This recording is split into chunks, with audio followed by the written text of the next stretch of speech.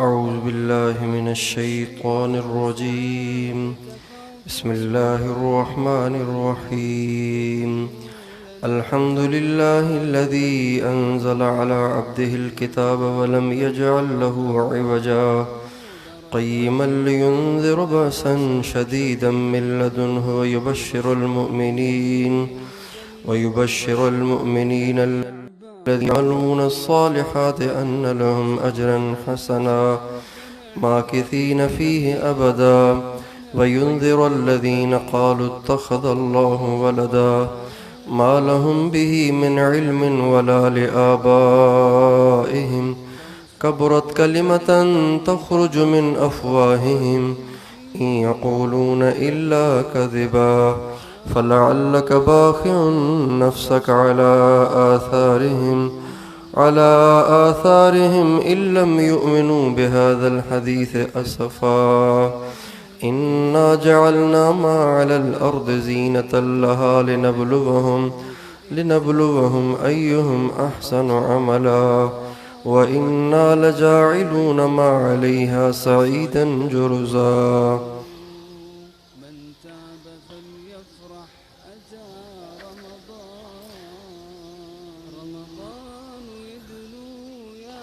إذ أوى الفتية إلى الكهف فقالوا ربنا آتنا من لدنك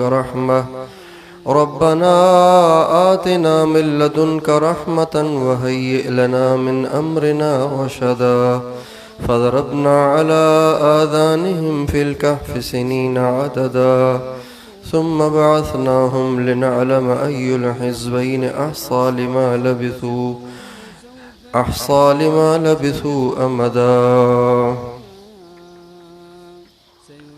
سورہ کہف کا یہ بیان ہے. سورہ کہف کے فضائل کل عرض کیے تھے کہ سورہ کہف کا پڑھنا قیامت میں روشنی کا باعث ہے، پل صراط پر آسانی کا باعث ہے، اور سورہ کہف کا جمعے کے دن پڑھنا اس کے بڑے فضائل ہیں. جمعے کے دن ہمیں یہ 15-20 منٹ نکال کے سورہ کہف ضرور پڑھنی چاہیے. سورہ کہف جو جمعے کے دن پڑھے گا اگلے ہفتے تک ہر فتنے سے محفوظ رہے گا. یہ کتنی بڑی بات ہے یہ. اور احادیث مبارکہ میں یہ بھی آتا ہے کہ سورہ کہف کی شروع کی 10 آیتیں جو انسان پڑھ لے، جو انسان حفظ کر لے، وہ اور فتنوں سے تو بچ ہی جائے گا. جو دنیا کا سب سے بڑا فتنہ ہے دجال کا فتنہ، اس سے بھی بچ جائے گا. اور بعض روایات میں سورہ کہف کی آخری جو 10 آیات ہیں اس کے پڑھنے سے دجال کے فتنے سے حفاظت ہوگی اور قیامت کے دن نور حاصل ہوگا. تو یہ جو 10 آیتیں شروع والی ہیں نا، کم از کم یہ آیتیں تو ہم سب کو یاد بھی ہونی چاہیے، ہماری عورتوں کو بھی یاد ہونی چاہیے، ہمارے بچوں کو بھی یاد ہونی چاہیے. 10 آیتیں ابھی میں نے آپ کے سامنے جو پڑھی ہیں یہ تقریباً 10 آیتیں پڑھی ہیں، ایک صفحہ بھی پورا نہیں ہے. یہ ہمیں ضرور یاد کر لینی چاہیے. خود بھی ہم یاد کریں، اپنے چھوٹے چھوٹے بچوں کو بھی یاد کرا لیں اور اپنی عورتوں کو بھی یاد کرائیں، اس لیے کہ اللہ کے نبی نے ضمانت دے دی ہے کہ جس نے یہ 10 آیتیں یاد کر لیں دجال اس کا کچھ نہیں بگاڑ سکے گا. یہ بہت بڑی بات ہے. سورہ کہف کا شان نزول یہ ہے کہ قریش مکہ نے، مشرکین مکہ نے جب نبی کریم صلی اللہ علیہ وسلم کے معجزات کو دیکھا تو وہ شش و پنج میں پڑ گئے. پہلے تو وہ جھٹلائی رہے تھے، مسلسل جھٹلا رہے تھے، مسلسل مخالفت کر رہے تھے، لیکن جب معجزات کو دیکھتے تو پھر سوچتے کہ کہیں سچے نہ ہوں، تو کوئی فیصلہ نہیں کر پا رہے تھے. چنانچہ اپنے 2 سمجھدار آدمی، ایک کا نام نضر بن حارث اور ایک کا نام عقبہ ابن ابی معیط تھا، ان 2 کو انہوں نے متعین کیا اور ان سے کہا کہ تم مدینہ منورہ چلے جاؤ. مدینے میں یہودی رہتے ہیں، مکے میں کوئی یہودی نہیں تھا، کوئی عیسائی نہیں تھا، دوسرے مذہب کے لوگ وہ مدینے میں تھے. تو مدینے میں یہودی رہتے ہیں، وہ اہل کتاب ہیں، ان کے پاس تورات ہے، ان کے پاس آسمانی کتاب، آسمانی علم ہے، تو ان سے جا کر پوچھو کہ ہمارے شہر میں ان علامتوں والا ایسا شخص ہے، وہ اپنے آپ کو نبی کہتا ہے، آپ لوگ اس کے بارے میں کیا کہتے ہیں؟ آپ لوگوں کا علم اس کے بارے میں کیا کہتا ہے؟ تو ان کا مقصد یہ تھا کہ وہاں سے اگر ہمیں کوئی صحیح بات مل جائے تو اس کے مطابق پھر ہم عمل کر لیں۔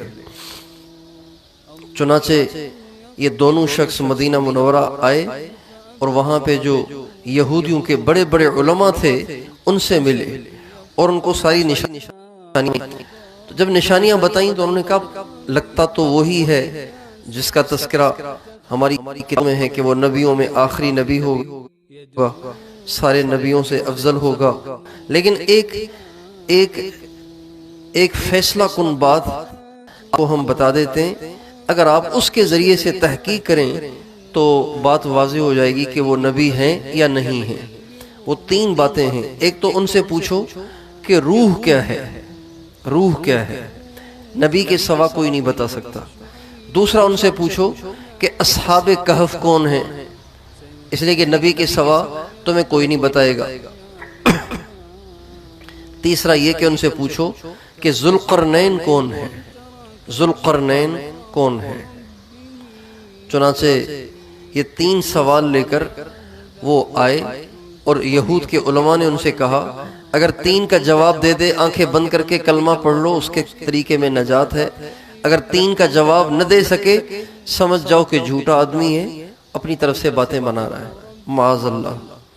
چنانچہ نضر بن حارث اور عقبہ بن ابی معیط یہ واپس مکہ معظمہ آئے اور آ کے اپنی قوم کو جمع کیا اور کہنے لگے اے ہماری قوم، ہم ایسی فیصلہ کن بات لے کر آئے ہیں کہ یا تو آر ہو جائے گا یا پار ہو جائے گا، اور اس سے بالکل بات واضح ہو جائے گی کہ وہ واقعی نبی ہیں یا نہیں ہیں۔ تو ان کا کیا باتیں ہیں؟ انہوں نے 3 باتیں بتا دیں۔ چنانچہ مکے کے مشرکین کا ایک وفد ہمارے نبی کی خدمت میں حاضر ہوا، کہنے لگے اے محمد، آپ ہمیں اور تو معجزے اور تو بڑی نشانیاں دکھاتے ہیں، لیکن ایک ہمارا سوال ہے، آپ اس کا جواب دے دیں، اگر آپ واقعی نبی ہوں گے تو ہم آپ کو نبی مان لیں گے۔ آپ نے فرمایا وہ کون سے سوالات ہیں؟ انہوں نے پوچھا روح کیا ہے، اور اصحاب الکہف کون ہیں، اور ذوالقرنین کون ہیں۔ آپ علیہ السلام نے فرمایا کل آ جانا، کل تمہیں اس کا جواب مل جائے گا۔ انہوں نے کہا ٹھیک ہے، اس میں کیا بات ہے، ہم کل آ جائیں گے۔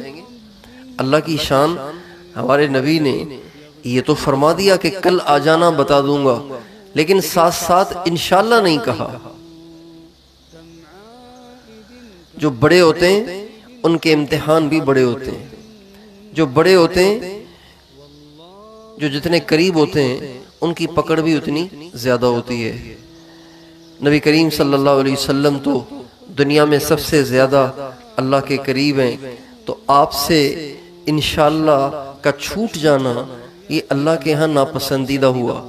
چنانچہ آپ نے فرما تو دیا کہ کل آ جانا، کل بتا دوں گا، اور آپ کے ذہن میں یہی تھا کہ جبریل علیہ السلام آئیں گے اور ان سے پوچھ کے میں بتا دوں گا۔ تو جبریل علیہ السلام تو آتے ہی رہتے تھے ہمارے نبی کے پاس، لیکن آپ کے دل میں تو یہی تھا کہ اللہ بتائے گا تو بتاؤں گا، لیکن آپ نے زبان سے نہیں کہا، زبان سے نہیں کہا۔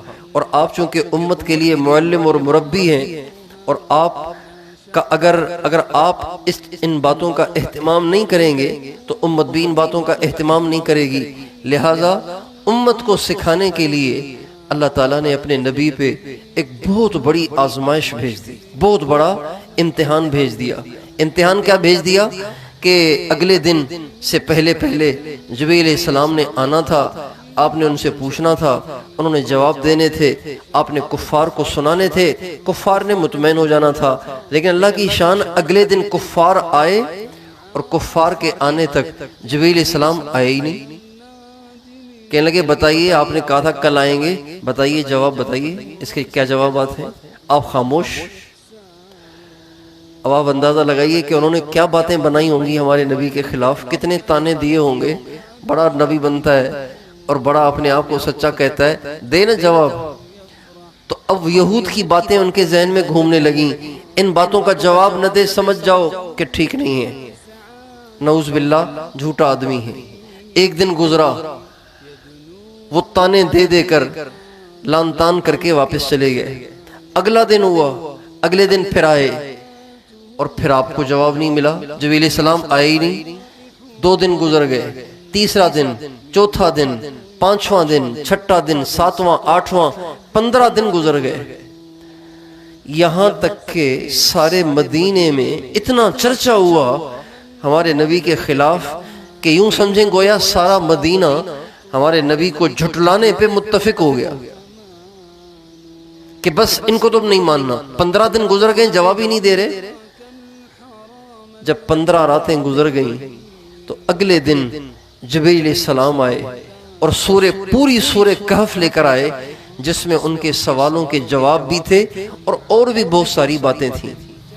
جب جبریل علیہ السلام آئے تو آپ علیہ السلام نے کہا جبریل آپ نے تو عجیب کام کیا، میں تو انتظار کرتا رہا اور 15 دن گزر گئے، آپ کو پتہ ہے یہ مکے والے میرے بارے میں کیا کیا باتیں بنا رہے ہیں، تو میں تو بڑا پریشان ہوں، مجھے بڑی پریشانی ہوئی ہے آپ کی تاخیر کی وجہ سے۔ جب آپ علیہ السلام نے ان سے تاخیر کی شکایت کی تو جبریل علیہ السلام نے اللہ تعالیٰ کا یہ فرمان سنایا، وَمَا نَتَنَزَّلُ إِلَّا بِأَمْرِ رَبِّكَ، اے نبی ہم کوئی اپنی مرضی سے تھوڑی آ سکتے ہیں، اللہ ہمیں بھیجتے ہیں تو آ جاتے ہیں۔ اللہ نے روک دیا تھا اس لیے ہم نہیں آئے، اور اللہ نے اس لیے روکا تھا کہ آپ نے جب ان سے وعدہ کیا تو انشاءاللہ کیوں نہیں کہا۔ انشاءاللہ کا مطلب ہے اگر اللہ چاہے گا تو، انشاءاللہ کا مطلب یہ ہے اگر اللہ نے چاہا تو۔ یہ بہت بڑی بات ہے کہ اگر اللہ نے چاہا تو آؤں گا، بتاؤں گا، اللہ نے نہیں چاہا تو بھائی میں کیسے بتا سکتا ہوں۔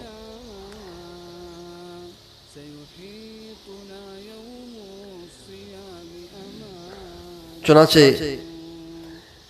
اللہ تعالیٰ نے سورہ کہف کو اتارا اور اس عظیم الشان سورت کو رخصت کرنے کے لیے 70,000 فرشتے آسمان سے اترے، اور اس سورت کے اندر اللہ تعالیٰ نے پہلے اپنی تعریف کی ہے، قرآن پاک کے حق ہونے کو بتایا۔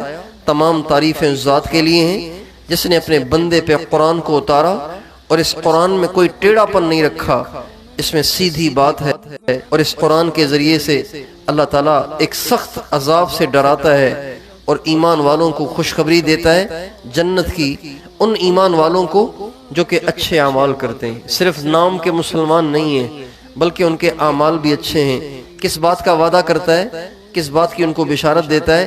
اس بات کی ان کو بشارت دیتا ہے کہ ان کے لیے اللہ کے ہاں بڑا اچھا ہے۔ جو لوگ دنیا میں اللہ کی مان رہے ہیں ان کے لیے آخرت میں بڑا اچھا بدلہ ہے، اور اچھا بدلہ اگر ملا بھی لیکن وہ ہمیشہ نہ رہا، کچھ دنوں میں ختم ہو گیا۔ جیسے دنیا میں انسان کماتا ہے، پیسے بناتا ہے، گھر بناتا ہے، گاڑی لیتا ہے، اور لیکن کچھ دنوں میں وہ سارا ختم ہو جاتا ہے اور انسان مٹی میں مل جاتا ہے، مر جاتا ہے۔ یا انسان مشکل سے لذیذ کھانے بناتا ہے اور تھوڑی دیر میں چبا کے اندر نگل لیتا ہے اور اس کا ذائقہ ختم ہو جاتا ہے، پاخانہ بن کے باہر نکل جاتا ہے۔ تو لیکن ایمان والوں کو ان کے نیک اعمال پر جو اجر ملے گا وہ ختم ہونے والا نہیں ہوگا، بلکہ ماکثین فیہ ابدا، اس اجر میں، ان انعامات میں، ان نعمتوں میں جو ان کو ان کے نیک اعمال کے بدلے میں ملیں گی، ہمیشہ ان میں وہ رہیں گے۔ اور قرآن اس لیے اللہ نے بھیجا ہے کہ اللہ تعالیٰ خاص طور پر ان لوگوں کو ڈرائے جو یہ کہتے ہیں کہ اللہ کا بیٹا ہے، اللہ کا بیٹا ہے۔ یہودی کہتے ہیں عزیر علیہ السلام اللہ کے بیٹے ہیں، عیسائی کہتے ہیں کہ عیسیٰ علیہ السلام اللہ کے بیٹے ہیں، اور مشرکین عرب کہتے تھے کہ فرشتے اللہ کی بیٹیاں ہیں۔ تو یہ تینوں یہ کہتے تھے کہ اللہ کی اولاد ہے۔ یہودی کہتے تھے عزیر علیہ السلام اللہ کے بیٹے، عیسائی کہتے تھے عیسیٰ علیہ السلام اللہ کے بیٹے، مشرکین عرب کہتے تھے فرشتے اللہ کی بیٹیاں ہیں۔ اللہ فرماتے ہیں یہ ایسے ہی اپنی طرف سے کہتے ہیں، ان کے پاس کوئی اس کی دلیل نہیں ہے، ان کے آباء و اجداد کے پاس بھی اس کی کوئی دلیل نہیں تھی۔ یہ بہت بڑی بات کہہ رہے ہیں جو اللہ پاک کو سخت ناپسند ہے، یہ سراسر جھوٹ بول رہے ہیں۔ آگے اللہ تعالیٰ نے ہمارے نبی کے اندر کے درد اور غم کو ان آیات میں بیان کیا ہے کہ نبی کریم صلی اللہ علیہ وسلم کے دل میں انسانیت کی ہدایت کا کتنا درد اور غم تھا. آپ انسانوں کے لیے کتنا تڑپتے تھے اور مچلتے تھے اور روتے تھے، پریشان ہوتے تھے. اللہ تعالیٰ فرماتے ہیں فَلَعَلَّكَ بَاخِعٌ نَفْسَكَ عَلَىٰ آثَارِهِمْ إِن لَّمْ يُؤْمِنُوا بِهَٰذَا الْحَدِيثِ أَسَفًا. اے میرے نبی، ایسے لگتا ہے کہ اگر یہ ایمان نہ لائے تو ان کے ایمان نہ لانے پر افسوس کی وجہ سے تو اپنے آپ کو قتل کر دے گا، اپنے آپ کو ہلاک کر دے گا. انسان پر جب کوئی غم طاری ہوتا ہے نا تو وہ کھانا پینا چھوڑ دیتا ہے، اس کی نیند اڑ جاتی ہے، اور وہ اتنی ٹینشن لے لیتا ہے اپنے اوپر، اس بات کو اتنا سوار کر لیتا ہے کہ گھلتے گھلتے وہ دبلا پتلا ہو جاتا ہے. تو اس کو کہا جاتا ہے چلو ٹھیک ہے، جو ہو گیا سو ہو گیا، اب تم اس کو دل پہ کیوں لے رہے ہو، مر جاؤ، اس غم میں اپنے آپ کو مار دو گے کیا. تو اللہ تعالیٰ اپنے نبی سے کہہ رہے ہیں اگر یہ تمہاری بات نہیں مانتے، اگر یہ تمہارے دلائل کو نہیں سمجھ رہے، اگر یہ تمہیں سچا نبی نہیں مانتے، تم پہ کلمہ نہیں پڑھتے، تم اتنے پریشان کیوں ہوتے ہو؟ تمہارا اتنا پریشان ہونا ٹھیک نہیں ہے، ابھی تو تم نے بہت کام کرنا ہے. لہٰذا اللہ کا پیغام پہنچاتے جاؤ، اور قبول کر لے تو بہت اچھا، کوئی قبول نہ کرے تو آپ کو پریشان نہیں ہونا چاہیے. اللہ تعالیٰ ہمیں اپنے قرآن کو سمجھنے اور اس پر عمل کرنے اور اس کی قدر کرنے کی توفیق عطا فرمائے. لا الہ الا انت سبحانک انی کنت من الظالمین. اللہم صلی علی سیدنا محمد وعلی آل سیدنا محمد وبارک وسلم. ربنا هب لنا من ازواجنا وذریاتنا قرۃ اعین واجعلنا للمتقین اماما. اللہم اجعلنا فی اعیننا صغارا وفی اعین الناس کبارا. اللہم حبب الینا الایمان وزینہ فی قلوبنا وکرہ الینا الکفر والفسوق والعصیان واجعلنا من الراشدین. آمین. وصلی اللہ علی النبی الکریم وعلی آلہ.